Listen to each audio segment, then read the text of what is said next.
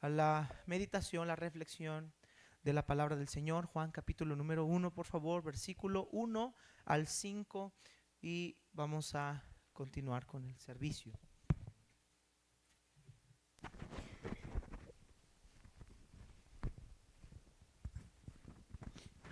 Por causa del tiempo no voy a meterme en muchos detalles de este texto. Sinceramente es un texto sumamente amplio donde pudiéramos abarcar grandes cosas, y yo creo que, siendo honestos, si predicáramos la serie de Juan, tardaríamos, yo creo que hasta 1 año y medio o 2 años en terminar este maravilloso libro.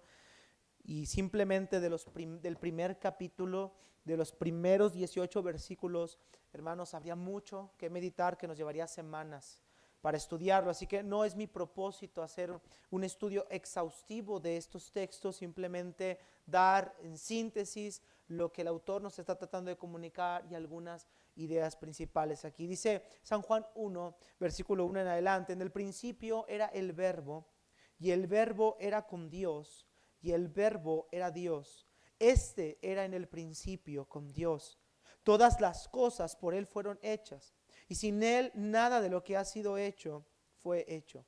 En Él estaba la vida, y la vida era la luz de los hombres. Y la luz en las tinieblas resplandece, y las tinieblas no prevalecieron contra ella.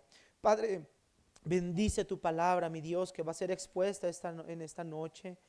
Padre Santo, queremos exaltarte, queremos salir de este lugar maravillados de ti, maravillados de tu palabra, maravillados, Señor, del privilegio que tenemos tan grande, Señor, de ser hijos tuyos. Padre, bendice este mensaje, esta reflexión, meditación para nuestra vida, y, Señor, que nuestra vida sea transformada día con día. Que nuestra vida cada día te glorifique, te honre, te anhele, te desee, y que nuestra vida, Señor, hasta el final de nuestro aliento, hasta que nuestra alma se desprenda de nuestro cuerpo, te haya glorificado, Señor, en todo tiempo y en todo momento. Gracias, Señor, gracias por todo lo que has hecho por nosotros, porque no somos dignos. En el nombre de Cristo Jesús, amén. El Evangelio de Juan, hermanos, es uno de los evangelios que tiene más distinciones, a diferencia de los otros 3 evangelios, a diferencia de Mateo, de Marcos y de Lucas. Juan, hermanos, su mensaje principal no tiene, hermanos, como propósito hablarnos acerca del nacimiento de Cristo. De hecho, es el único evangelio que no nos narra mucho acerca, o nada más bien, acerca del nacimiento de Jesucristo. No nos menciona nada acerca del anuncio del ángel, no nos menciona nada acerca de genealogías, ni de muchas cosas que el Señor Jesucristo hizo terrenalmente. Es uno de los libros que no mencionan tanto de la vida de Jesucristo en la tierra, pero es uno de los libros, es el evangelio que más resalta cosas que los otros 3 evangelios no contienen. Resalta los milagros de Jesús en ciertas formas, resalta Jesús dando unas de las declaraciones más impactantes en todo el Nuevo Testamento, cuando Jesús dice: el Padre y yo uno somos. La gloria que me diste desde el principio, yo se las he mostrado ahora a ellos. Y el mensaje de Juan, hermanos, y es que el propósito del libro de Juan es mencionarnos o mostrarnos a Jesucristo no desde su perspectiva humana, no desde su vida humana ni su ministerio terrenal, sino enseñarnos que Jesucristo es el Dios mismo encarnado. Es un evangelio que tiene dos propósitos o dos vertientes. La primera la encontramos en Juan capítulo número 21. Acompáñame ahí en su Biblia, hermanos. Juan 21 nos menciona el primer propósito que el evangelio de Juan tiene. Juan capítulo número 21, por favor. San Juan 20, versículo 30. San Juan 20, 30 y 31.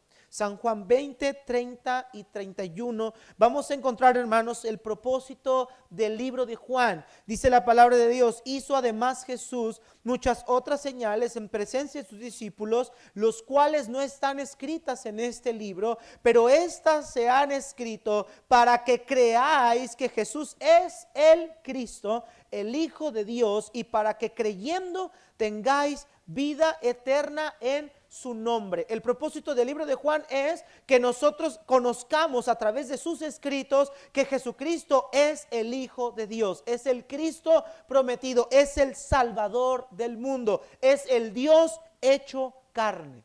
Es el propósito, pero también hay otro propósito que quizás no lo vemos muy claro aquí, pero aún en las cartas de Juan sí lo vemos, y es un libro apologético. ¿Qué significa esto? Es un libro que tiene el propósito de ser una defensa de la fe, porque en el tiempo de Juan estaban las falsas enseñanzas, las sectas que negaban la esencia de Jesucristo como hombre o la esencia de Jesucristo como Dios. Estaba el periodo del gnosticismo y pensamientos como el arrianismo y otros más movimientos que enseñaban o negaban la deidad de Jesucristo, negaban a que Jesucristo era el Hijo de Dios, negaban su resurrección corporal y otras cosas más. Entonces Juan se ve en la necesidad de escribirle a los oyentes acerca de estas cosas que él vivió, que estando con Jesús en su ministerio terrenal, pero mostrándolo desde una perspectiva celestial, mostrándole a todos aquellos que leyeran este libro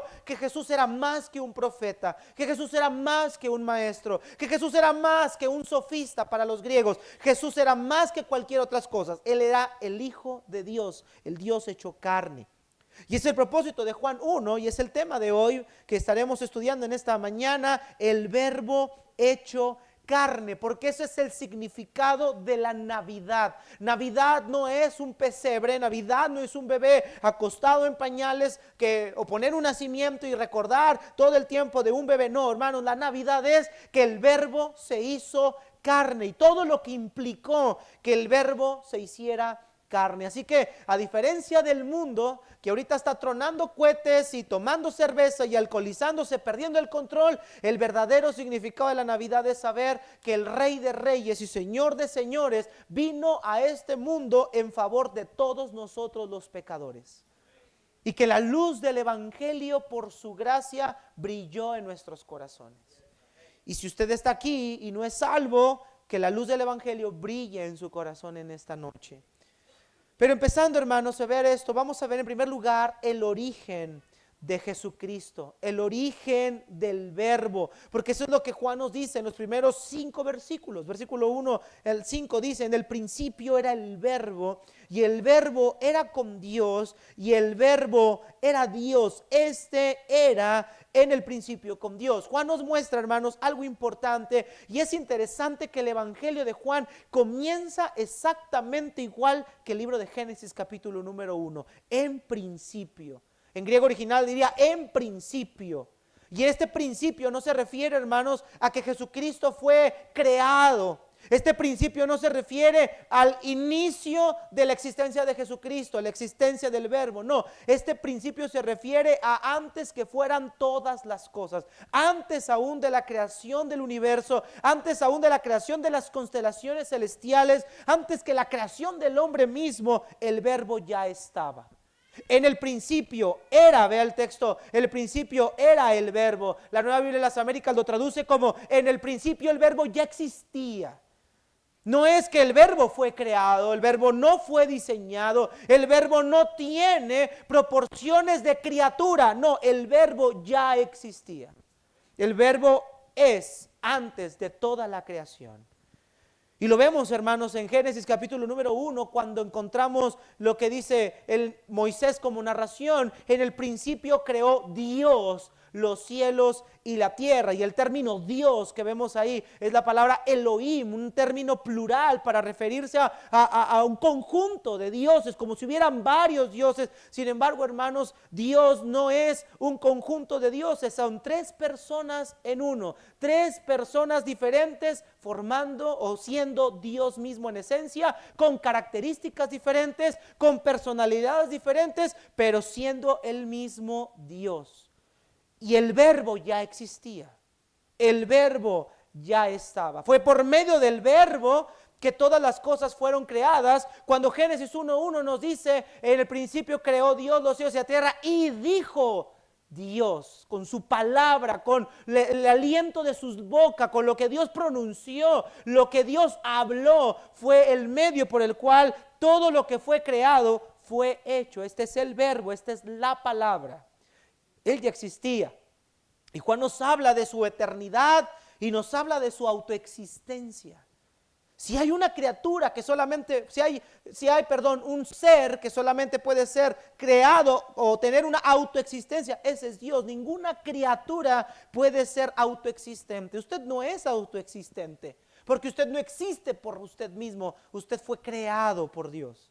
Usted fue diseñado por Dios. Usted tiene una fecha de nacimiento. Su alma tiene un inicio, pero no tiene un fin. Su existencia tiene un inicio. Su vida terrenal tiene un inicio y tendrá un fin. Entonces, hermanos, pero Cristo no tiene inicio y Él no tiene final. Él era y Él será. Y ahora nos dice Juan, el principio era el verbo. Y note que Juan es el único autor de la Biblia que usa la palabra verbo para referirse a Cristo. Si usted hace el ejercicio que hemos estado hablando los miércoles, usted busca la palabra logos. ¿Cuántas veces logos, que es la palabra griega para traducir verbo, cuántas veces la palabra logos se utiliza para referirse a Cristo? Solamente Juan la emplea. Ni Pablo, ni Pedro, ni ningún otro habla de Jesús como el logos, solamente Juan. Y es importante entender por qué Juan llama a Cristo el verbo. Él pudo haber dicho en el principio era Emmanuel, o él pudo haber dicho en el principio era Jesús, en el principio era el Cristo. Pudo haber dicho de esa manera y no hubiera estado mal. Sin embargo, Juan dice el principio era el verbo. Esto tiene una connotación cultural que Juan está haciendo a propósito. Primeramente, hermanos, el verbo, su palabra logos, significa la palabra.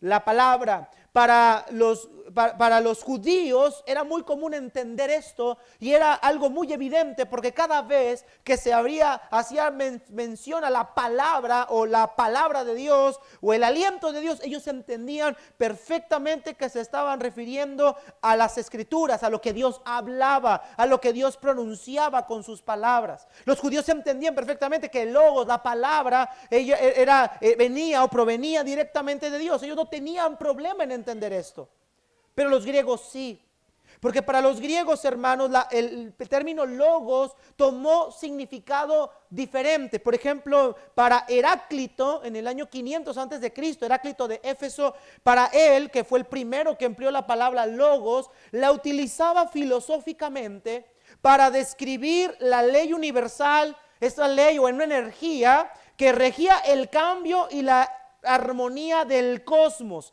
Él lo mencionaba, el logos, como una inteligencia inherente a todo.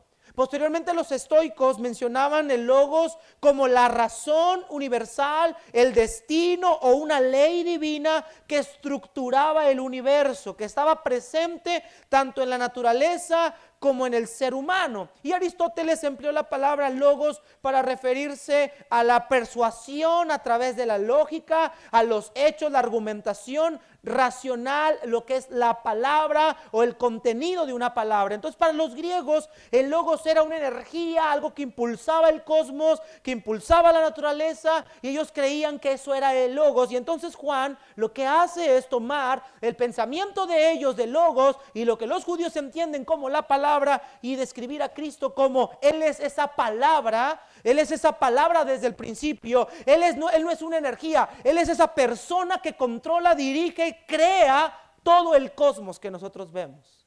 Él es el principio de todas las cosas.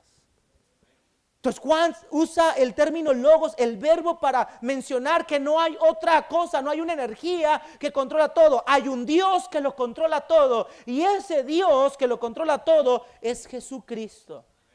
Ese es el propósito y la intención de Juan al usar el término logos para referirse a él. Sigamos leyendo. Dice: en el principio era el verbo, y el verbo era con Dios. Note que vemos ahora que el logos o el verbo está teniendo una cohabitación, una relación con Dios.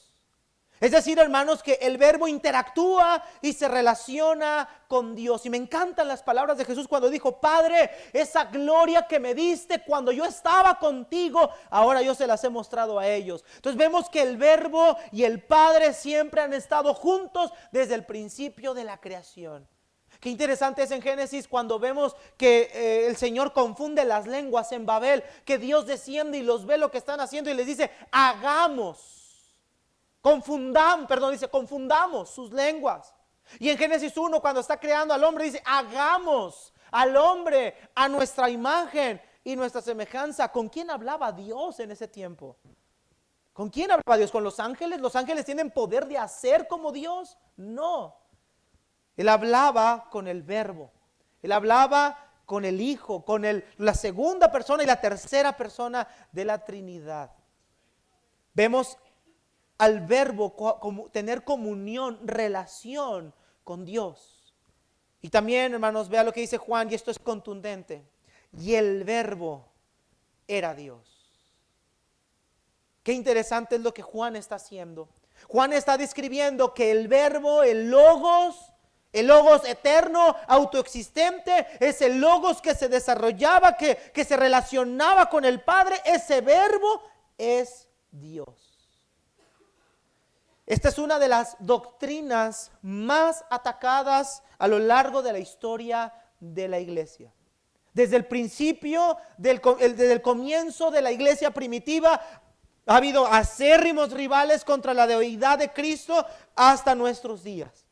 Para los mormones, el verbo es un ángel, es el medio hermano, el hermano del diablo.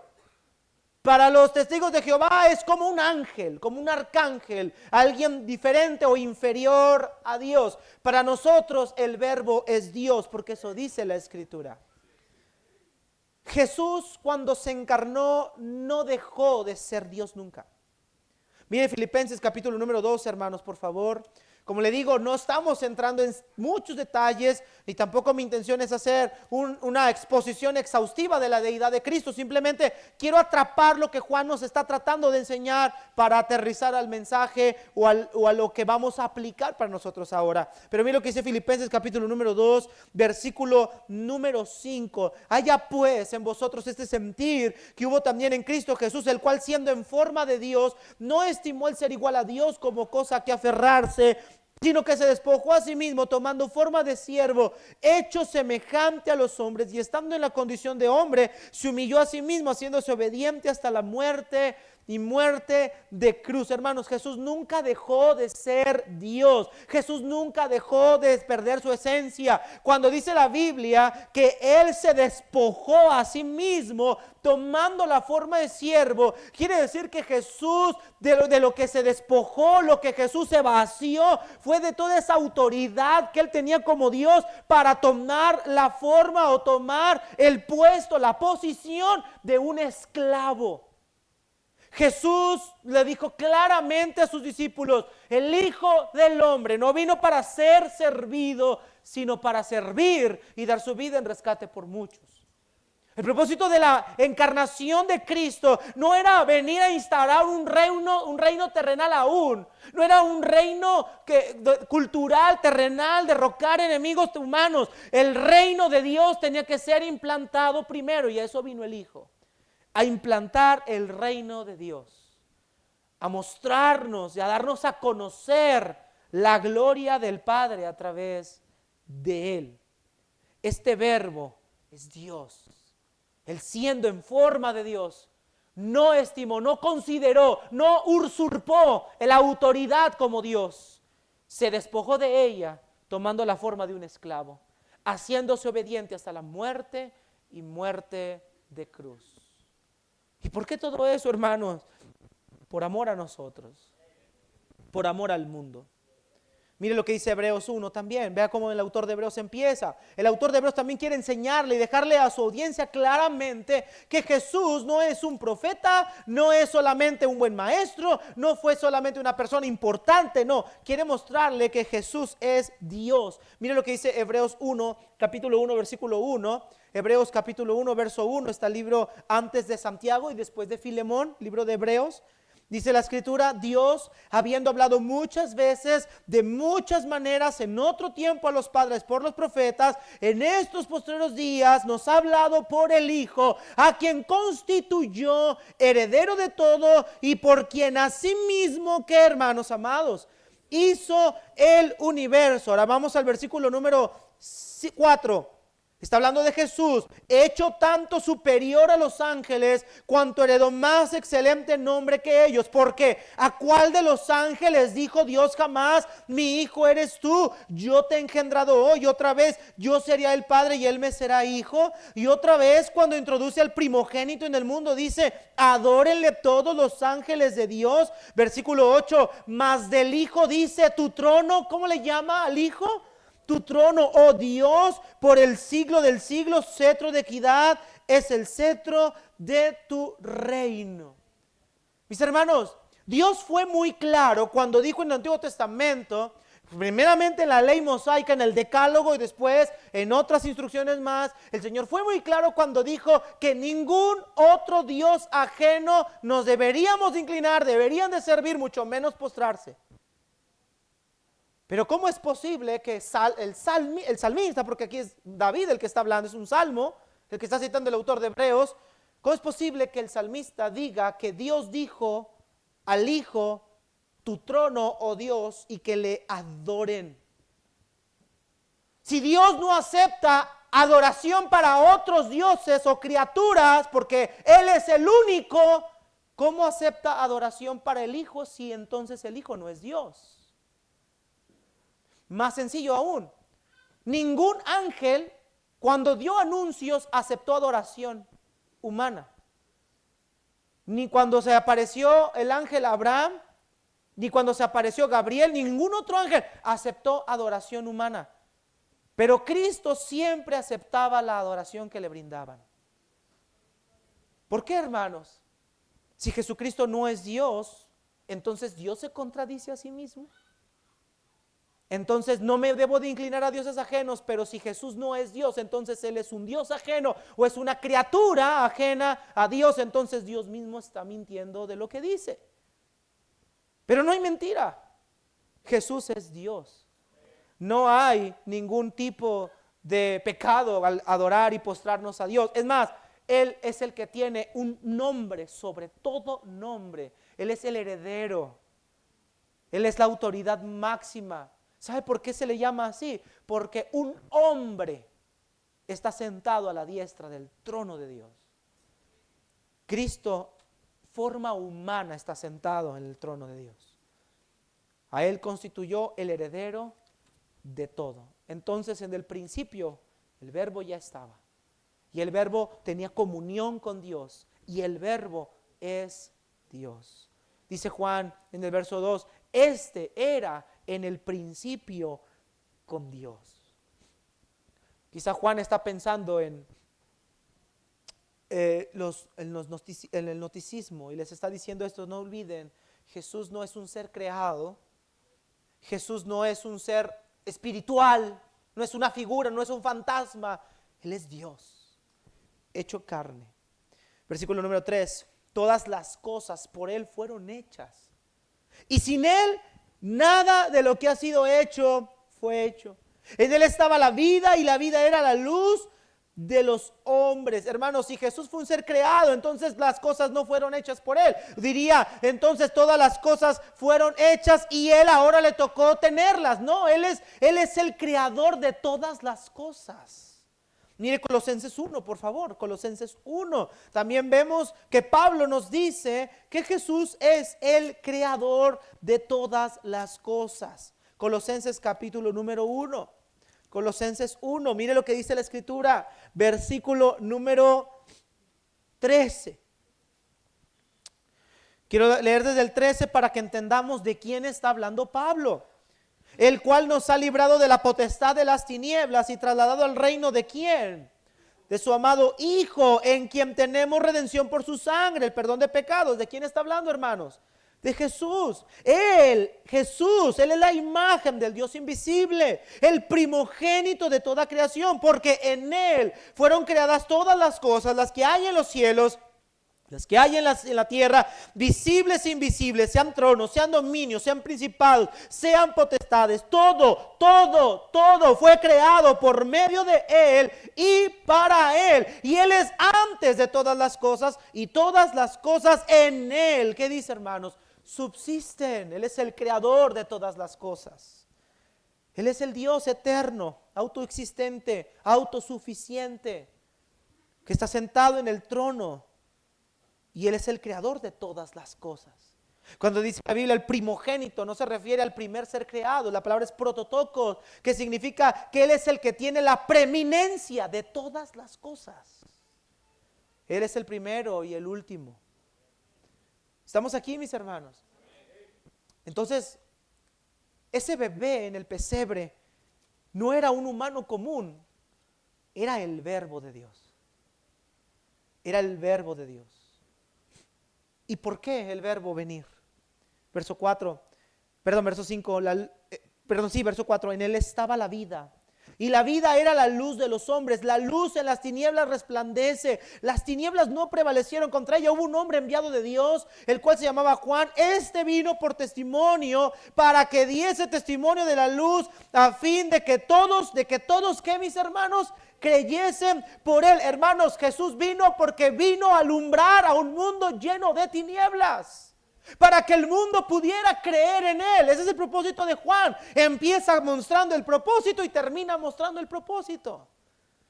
Hermanos, a eso vino el Hijo del Hombre. Por eso el Verbo se encarnó. Él era la luz en medio de todas las tinieblas. Si tú y yo hoy estamos en luz, y como ahorita dábamos gracias a Dios por lo que Él ha hecho en nuestra vida, de dónde nos sacó, de dónde nos rescató, si hoy somos lo que somos, si hoy estamos con vida, si no estamos en la cárcel, si no estamos en las drogas, si no estamos ahorita en las borracheras, si hoy gozamos la vida que gozamos, es porque la luz vino a nosotros aquel día cuando vino a nacer en el vientre de una mujer para darnos a todos salvación y gloria a Dios. Creímos en Él sin necesidad de haberlo visto. Bienaventurados, dice la Escritura, los que no vieron y creyeron. Tú y yo somos bienaventurados, tú y yo somos dichosos. Aquella luz vino a alumbrarnos en medio de las tinieblas. Mira lo que dice la Biblia en Juan 3. Juan capítulo 3, ahí mismo, hermanos, denle una vuelta nada más a su Biblia. Juan capítulo 3, versículo número 16, miren lo que dice la Escritura. Porque de tal manera amó Dios al mundo, que ha dado a su Hijo unigénito, para que todo aquel que en Él cree no se pierda, mas tenga vida eterna. Porque no envió Dios a su Hijo al mundo para condenar al mundo, sino para que el mundo sea salvo por Él. Hermanos, a eso vino Cristo, para que el mundo sea salvo por Él. Y gloria a Dios, hermanos, tú y yo íbamos incluidos dentro de ese mundo.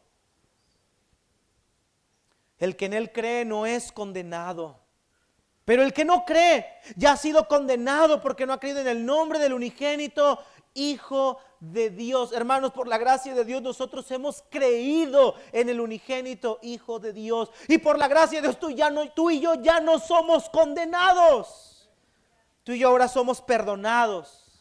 Ahora la luz nos alumbró, ahora vemos con ojos claros, ahora las cadenas de la muerte se nos han caído, ahora toda la contaminación, toda la deuda de pecado que teníamos quedó perdonada, quedó absuelta, fuimos justificados, fuimos reconciliados, fuimos santificados y mañana estaremos en la vida eterna.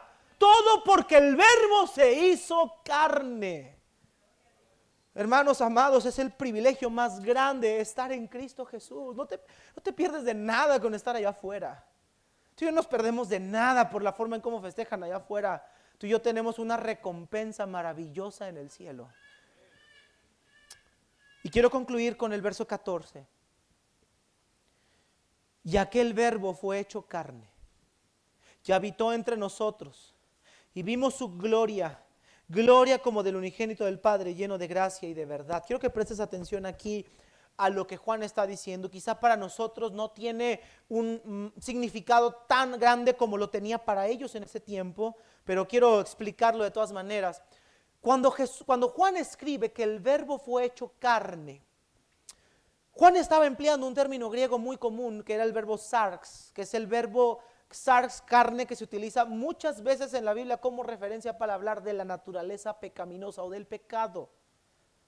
Para los griegos, todo lo que tuviera que ver con el cuerpo, con la carne, era malo.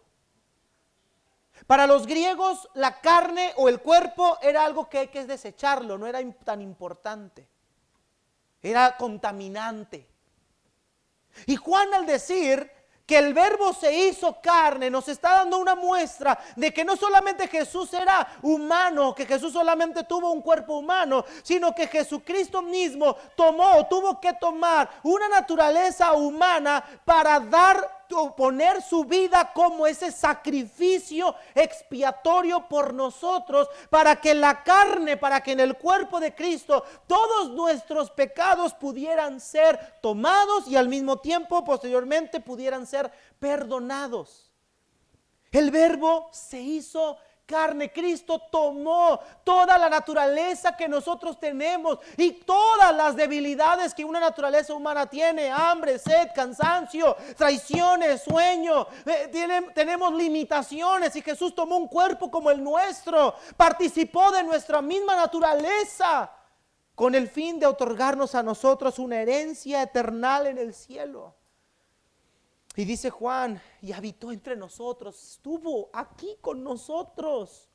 Por eso el nombre Emmanuel, Dios está entre nosotros.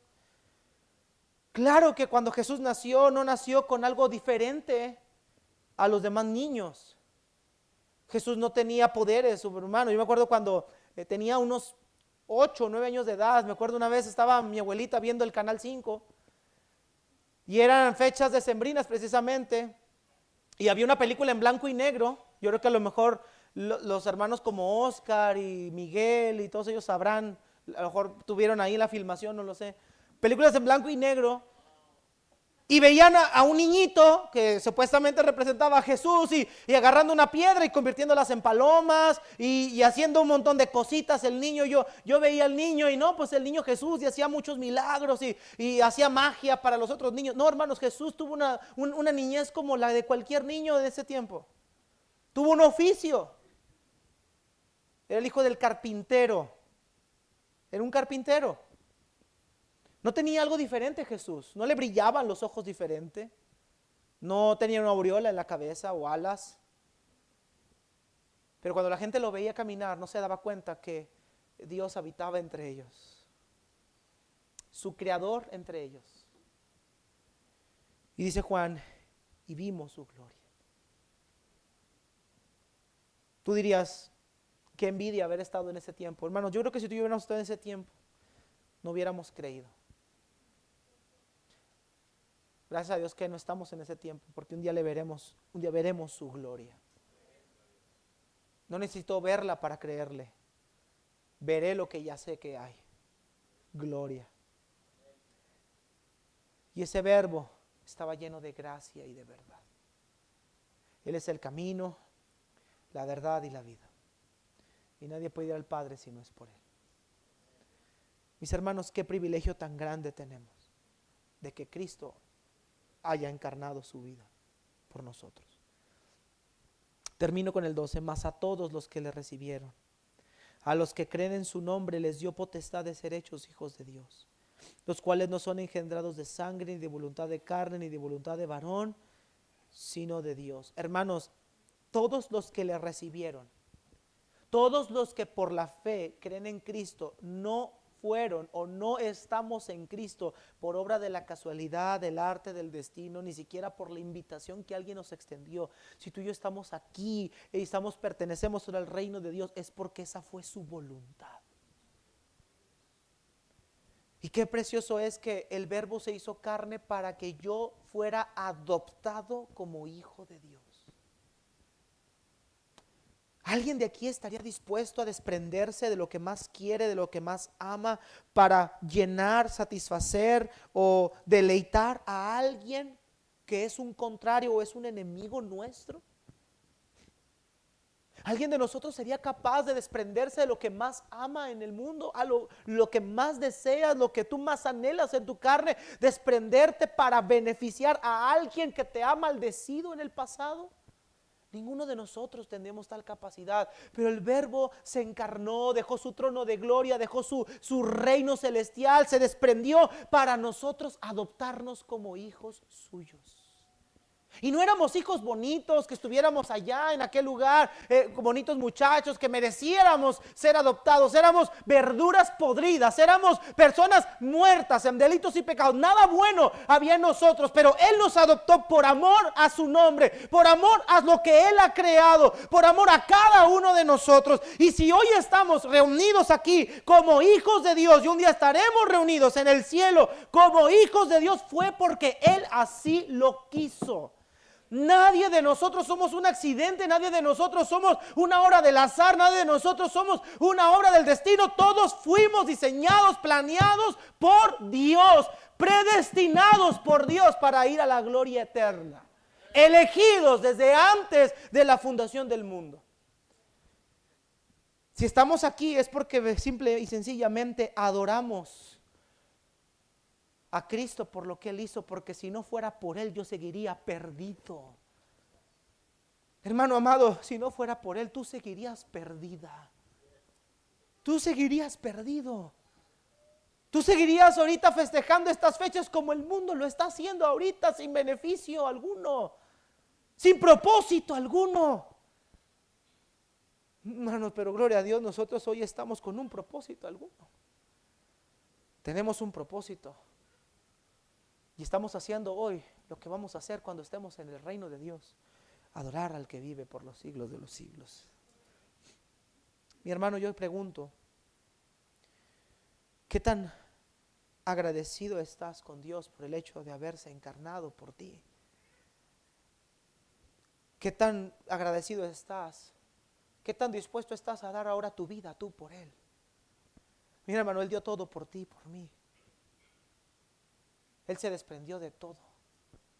Él renunció a su autoridad como Dios para tomar la forma de un esclavo y aprender la obediencia y someterse a autoridades terrenales y estar frente. Fíjate, hermanos, yo a veces lo pienso y no, a veces la salvación la damos por hecho como si es algo que nos hubiéramos merecido, pero cuando Jesucristo estaba siendo golpeado en el patio de Anás y Caifás, cuando Jesucristo estaba siendo azotado en el pretorio frente a Pilato, el Dios del cielo estaba siendo azotado por sus propias criaturas. Que si Él hubiera querido en un abrir y cerrar de ojos, en un chasquido de dedos, Él hubiera destruido todo a todas esas personas, los hubiera podido convertir en polvo inmediatamente. Él estaba siendo masacrado por sus criaturas. Todas las cosas por Él subsisten. Si todo está ahorita es porque Él lo mantiene así. Pero Él dejó y renunció a todo ello para llenar a un montón de pecadores malagradecidos y egoístas. Y yo pregunto, mi hermano amado, ahora que eres hijo de Dios y que eres un santo delante de Dios, ¿qué estás dispuesto tú a dar por tu Señor? ¿A qué grado estamos dispuestos nosotros a darnos por Él, como Él se dio por mí?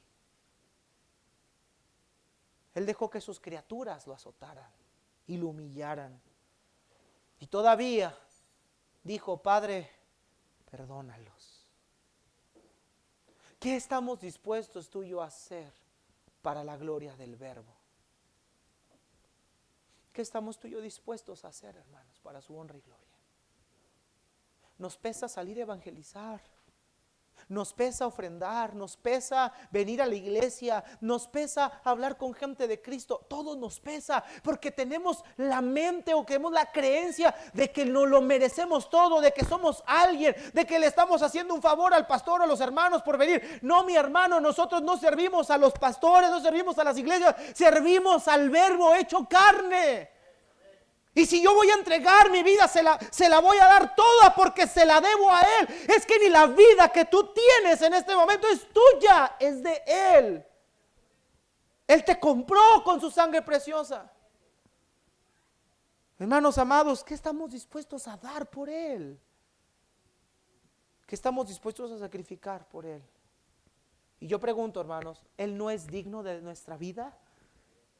¿Él no es digno de nuestra vida? ¿Él no es digno de nuestros dones? ¿Él no es digno de nuestros talentos? ¿Él no es digno de que derramemos nuestra sangre por Él de ser necesario? ¡Claro que Él es digno! Y entonces, ¿por qué vivimos como si Dios no fuera digno? Y entonces, ¿por qué vivimos siendo nosotros los dignos? Oh, amados hermanos, hay mucho que hacer. Cuando tú te pones a pensar y equiparas lo que el Verbo hizo a lo que tú estás haciendo para Él, te vas a dar cuenta que no hemos hecho nada. Oh, ya fui a la iglesia. Uy, qué sacrificio tan grande venir a congregarte. Cuando congregarse debería ser un deleite para nosotros. Oh, pues ya salí, toqué 2 puertitas ahí afuera. Uy, qué mucho hiciste, saliste a tocar 2 puertitas. No, mis hermanos, es que cuando nos equiparamos a lo que Él hizo por mí, no hay entrega suficiente, no hay sacrificio suficiente que pueda igualarse a lo que Cristo hizo por mí, a lo que hizo por ti. Que este 2026, tu vida sea un sacrificio vivo todo el tiempo, para que el Verbo siga siendo glorificado y otros puedan conocer que Jesucristo es el Hijo de Dios y para que ellos creyendo tengan vida eterna en su nombre. Puestos de pie, hermanos, vamos a orar. Todos cabeza inclinada, ojos cerrados. ¿Habrá alguien aquí que diga, Pastor Carlos, yo no estoy seguro de ir al cielo? Y yo sinceramente, yo no estoy seguro de ser hijo de Dios. Pero en este día yo quiero entregarle mi vida a Cristo. Yo quiero entregarle mi ser a Cristo. Él murió para salvarme. Ahora yo quiero entregarle mi vida a Cristo. ¿Habrá alguien? Todos estamos orando los demás. Solo quiero que levanten la mano aquellas personas que dicen, Pastor, yo quiero aceptar a Cristo. Yo quiero a Cristo. Yo quiero ser salvo. Yo no me quiero ir al infierno. Si alguien de aquí todavía no es salvo, hoy es tu oportunidad. Hoy puedes recibir el regalo más maravilloso de todos. La salvación, el perdón de pecados. Si no hay nadie, entonces yo quiero preguntarle a ustedes que ya son salvos. ¿Quién podría decir, Pastor Carlos, yo quiero en este 2026 entregarle mi vida a Cristo en todas las áreas? Yo quiero empezar a sacrificar más para mi Señor. Quiero hacer más para Él. Ore por mí porque yo quiero hacer más este año. Yo no me quiero quedar sentado. Quiero hacer más. Dios le bendiga, hermana. Qué bueno. Dios les bendiga, hermanos. Qué bueno. Qué bueno. Dios te bendiga, hermana. Dios te bendiga, hermano. Voy a estar orando por ustedes. Bajen las manos. Hermanos amados, Él dio todo por nosotros. ¿Qué estamos dando nosotros por Él? Hoy estamos celebrando que el Verbo se encarnó.